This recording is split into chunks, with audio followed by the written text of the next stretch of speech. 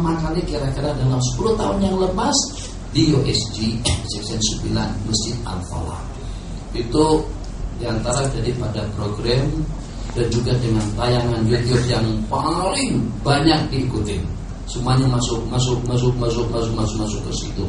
Kalau dengan ceramah-ceramahnya lain tak banyak mana berbanding dengan sifatus salati Rasulullah sallallahu alaihi wasallam.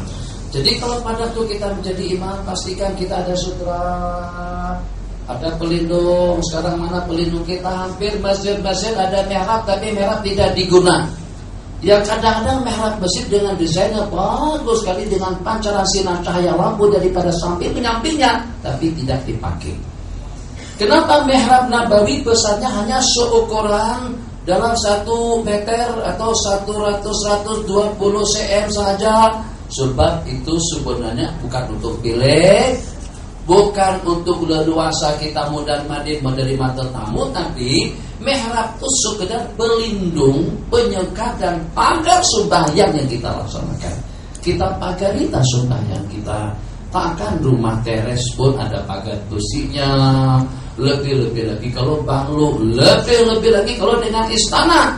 Istana itu mempunyai beberapa pagar. Pertama dengan pagar bodyguard, dalaman, anjing. Terus ada pagar lagi di dalamnya untuk menjaga keselamatan, kesejahteraan, keharmonisan, kebagusan dan juga ketenangan si pemilik rumah yang berkenaan.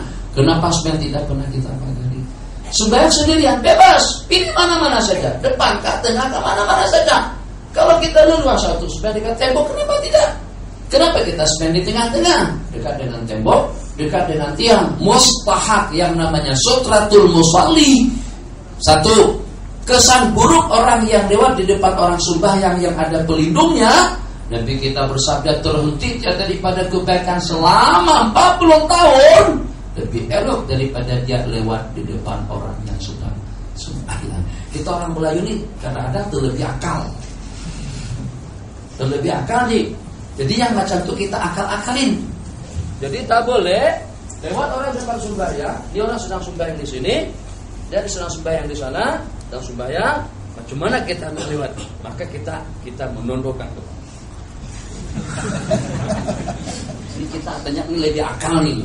Ini akal. Nah, baik dengan kita menunduk macam tu atau berjogging macam ni, berjalannya dengan cara seperti apapun tetap hukumnya haram.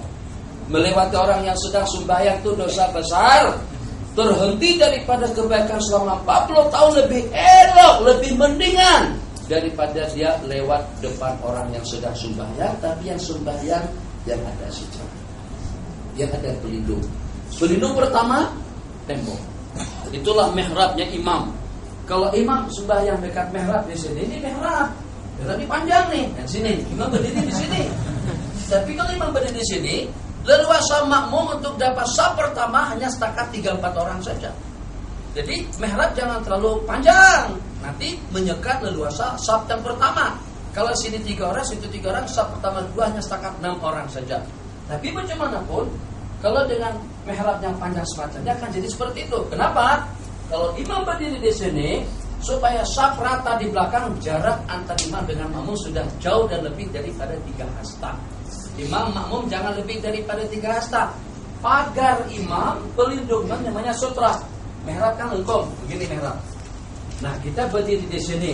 Jadi kawasan kita ukurannya seleluasa kita sujud dengan membuka, dengan menyayapkan kedua belah tangan. Mihrab yang macam tadi itu seperti di sini di temboknya bulat kan? Mihrab bulat kan? Berdiri kita di sini. Ini pada masa kita rukuk sujud, rukuk, tangan kita sayapkan, bahasa saya dibuka, laki-laki. Sujud juga tangan dibuka. Pada masa kita sujud, tangan kedua kita tuh dibuka dengan leluasanya.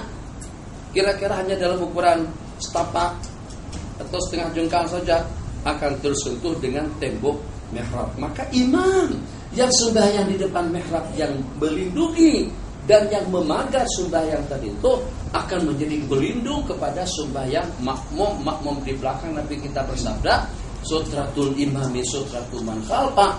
Pelindung imam akan menjadi pelindung kepada makmum di belakang.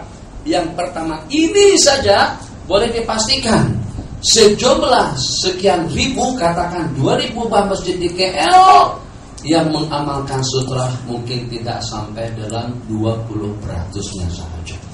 Yang ada jauh daripada di mihrab, ada mihrabnya tapi berdiri jauh. Alhamdulillah, makasih. Oh, tapi ini bukan kuliah nih. Apa tak kisah? Nah, ini kan kita di sini. Jadi kalau kita sab di sini, maknanya imam kalau untuk surah kita, imam sejadah di sini, kita hampar jadah. Ini sekadar lapikanya. Ini hamparan untuk keseriusan kita rukuk dan sujud. Sutranya apa? Imam kita dirikan ini di depan. Ini pelindung. Ini baru jadi pelindung. Baginda pacak tongkat. Kalau ada mihrab dengan mihrab. Ada mihrab tapi jangan jauh. Kalau ada mihrab jaraknya sudah sampai 3 meter, 2 meter itu sudah tidak jadi pelindung. Bila jadi pelindung, kalau jarak kita dengan mihrab dari itu dekat seperti saya berdiri di sini. Jarak antara kaki saya dengan tembok dalam ukuran 3 hasta. Ini 1 hasta 3 kali. Leluasa kita rukuk dan sujud. Jadi mihrab pelindung. Kalau tidak ada tembok, kita imam di sini. Hampar jadi imam itu, nih, jadi pelindungnya imam. Makmum tak ada pelindung tak kisah, sebab pelindung imam sudah menjadi pelindung kepada makmum belakang. Tapi kalau saat imam berdiri di sini, pelindung di depan tidak ada, imam tidak ada pelindung, makmum pun juga tidak dapat bergantung karena imam tidak punya pelindung dalam sembahyangnya. Kesalahan siapa? Kesalahan daripada imam. Makanya kalau perasaan tengok tayangan langsung daripada Mekah Madinah, ada kayu jati yang bentuk kipas tuh, yang 4 mas, pasang. Nah, itu untuk apa? Itu bukan hiasan. Oh, untuk memperagakan di Saudi pun juga ada jati, tidak. Bukan peragaan. Nah, jadi itu adalah untuk pelindung imam dan juga untuk memperisai ibadah yang teristimewa yang kita bergantung harapan. Sembahyang itulah satu-satunya harapan kita yang akan membawa kita ke dalam surga. Zakat, ramai yang tidak berzakat. Haji, ramai yang tidak melaksanakan haji. Puasa lepas pada masa udzur.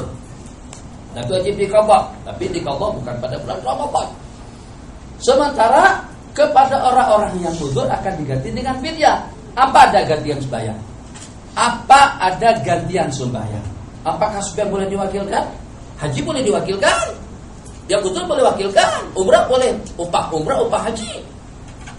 Dengan puasa lepas kalau kita sudah tidak larat, baik fidyah 1 kilo beras. Sembahyang nanti anak besok, anak mungkin agak terlampau sibuk. Anak besok anak pergi ke Seremban. Dan juga sudah Seremban anak langsung ke Melaka langsung ke Johor.